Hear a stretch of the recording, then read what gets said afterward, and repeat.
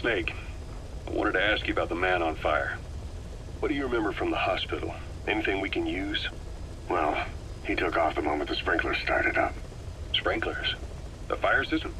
And when he got sprayed with water from the burst pipe, it slowed him down. When we escaped on horseback, he wouldn't cross the river either. And then it started to rain. And he disappeared. Water against fire. Is it that simple?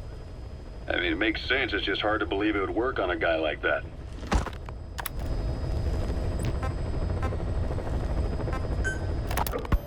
You mentioned that the man on fire was crushed under Sahelanthropus in its hangar. Yeah. He was caught under the wheels of its transport platform. But his body wasn't found. What? We searched the area the moment we arrived, but there was no trace of him. I wasn't hallucinating. I know. I trust you on that. That means someone must have taken the body. But when I got there, everything was still as it was. Even Skullface hadn't been touched. I can't see a reason to sneak into a place like that and drag out the biggest, heaviest guy there. What are you getting at? The only option left is... he got up and walked away. That platform ran him over. Just ran him over. You're saying that's not enough? I don't want to believe it, but maybe not. He shrugs off bullets, even rocket strikes. There's no reason to think that would finish him. It seems ridiculous, but I'll start gathering eyewitness accounts just in case. If you dig up anything concrete, I want to know. You'll be the first, if I dig anything up. But I hope to hell I don't. No kidding. Volgan, the GRU colonel, was burned alive with a Shagohod during Operation Snake Eater 20 years ago. Despite suffering severe burns to his entire body, he still clung to life. After you left Seleniarsk, Volgan's body was taken to a research institute in the outskirts of Moscow, but modern medicine couldn't explain why he was still alive. Not that the colonel was any ordinary man to begin with. That constant electric current he had running through his body that he could unleash at will. To be honest, I was always uncomfortable around him. Thought I might get electrocuted just by standing nearby. The institute studying him was tasked with investigating and developing human paranormal abilities. The comatose Volgan was used to further the Soviet Union's research into such abilities. But not long ago, the facility burned to the ground. And Volgan's body was never found among the rubble, even though the fire started in the room where they were keeping him. This occurred at around the same time you woke up. If Skullface was right, and a thirst for revenge can turn a man into a demon and keep the dead alive, and this man on fire who's been coming after us ever since you woke up, well, that just might be what's left of our old friend Volgan. It's not over yet. Back in '64, in Seleniarsk, you brought his plans for a utopia down in flames. That grudge is what's keeping him alive. The day the research facility holding Volgan burned down, a Soviet jumbo passenger jet happened to crash nearby, far away to the north of that hospital in Cyprus. On board the plane was a young boy who was being studied at the same facility. The plane fell to Earth from over 8,000 feet, but the boy's body was the only one not recovered.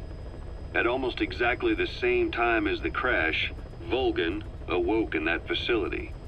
According to the Research Institute's documents, the gifts this boy demonstrated included psychokinesis and telepathy. To protect his mind from being inundated with other people's thoughts, he always wore a kind of gas mask. A rudimentary form of psychic insulation, apparently. We don't know where this boy is, but if Skullface is connected to him, we may cross paths with him yet. This boy is part of a new age where nothing we understand about the world makes sense anymore. Don't let your guard down.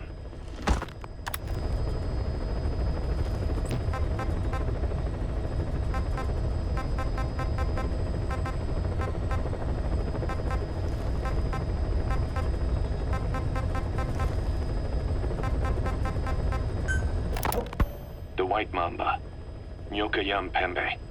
He's the commander of the kids based out of Wala Yamasa. As you know, contract forces of Africa were stationed at that village. Anti-government forces hired CRS to bring kids there from around Africa for training. But at some point, the adults with the PF started dropping like flies. This was right after we arrived in Africa. We don't know the cause. The kids ended up on their own. Must have been like fish out of water. Nothing to eat, no way to get back home. All the adults taught them was how to use a gun. Sure, they could shoot targets, but hunt for food? Not likely.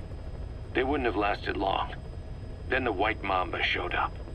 He was faster and stronger than them, a better soldier, and he knew how to lead. I guess somebody wished upon a star, because their savior turned up like stardust straight out of the blue. The moment he arrived, the kids had their new commander. That was when they started attacking other villages. Word of the infamous White Mamba spread fast. But it isn't just his combat skills that got people talking. As you can tell from the name, he's the only light-skinned kid in the unit. Not to mention the blonde hair and the blue eyes. Not common in those parts. We have no idea where he came from or what he's experienced. The kid's a huge blank. But I'm sure you'll know him when you see him. One other thing. He's still a kid, so don't kill him. Be careful not to hit him with anything lethal. Not even a flesh wound. Our mission objective isn't just suppressing a bunch of militants. This is a DDR operation of the kids in that unit. DDR stands for disarmament, demobilization, and reintegration. Disarmament is obvious. We take their weapons off their hands. The demobilization part means dismantling their military organization to ensure they can't arm themselves again. To do that, you need to capture the unit's commander and have him order his men to disband. In this case, the commander is the White Mamba. There's nobody above him, so he's all we need to grab. Finally, reintegration. Through education and occupational training, we give them a means to live besides war. A lot of kids born in a war zone don't know any other way to live. So before they find themselves back there, we teach them another skill. I'd like to establish this rehabilitation process at Mother Base. That's why we're bringing those kids back here. It's not so much for their sake. It's for the world that we're trying to create. No other way about it. Those kids are amateurs. Bad for business to have them running around where we're trying to work. Bring them all back if possible. Or as many as you can.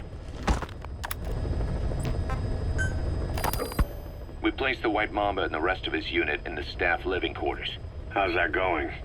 It's a disaster, but what else can we do?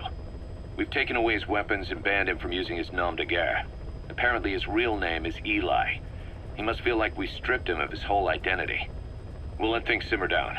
I put a guard on him for now. Still the question is, who is he? Where did he come from? And how has he survived? He's still not talking. No, he won't say a word about himself. But you know, it looks like he speaks English.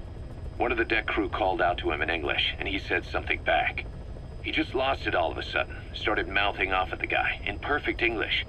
He wasn't stringing together words he picked up somewhere. So English is his mother tongue. He could be from the east, or the south, or maybe even further north or south. English is well established in countries all across the continent. It's rooted in Africa like a weed, or maybe parasite is the better word. So just speaking English doesn't help us figure out where he comes from. Could even be from off-continent. Right. In any case, we'll keep an eye on him. If we learn anything else, I'll be sure to let you know.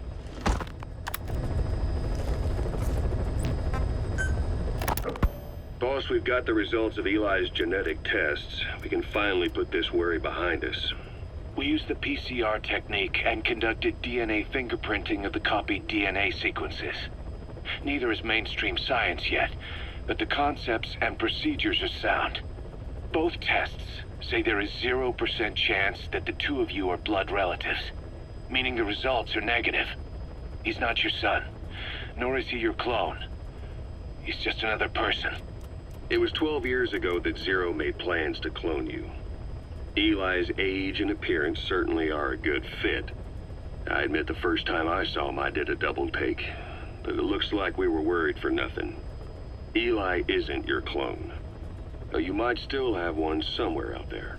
But if Eli isn't the boss's clone, why does he seem so obsessed with him?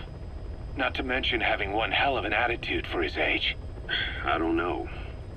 Learning the truth about himself, cursing the fact he's a clone, bearing a grudge against selfish adults, and coming to hate who he was cloned from. Big boss. If that were really the case, I could understand it. I might even feel a bit sorry for him. But no clone could have a totally different DNA fingerprint. And the test left no room for error. You yourself were there when we drew Eli's blood sample. Come to think of it, when we went to OKB-0, he'd snuck onto a chopper and was there. Yeah. He was acting strange even then. Or actually from a little before that time. That was exactly when we began these tests. Maybe he suspected something when we drew the sample, not knowing what we were doing to him, and becoming mistrustful of us. Hard to say. Eli's had an attitude problem from day one. So what is he then? Well, if he's gonna tell us that himself, we'll need to get him to open up more first.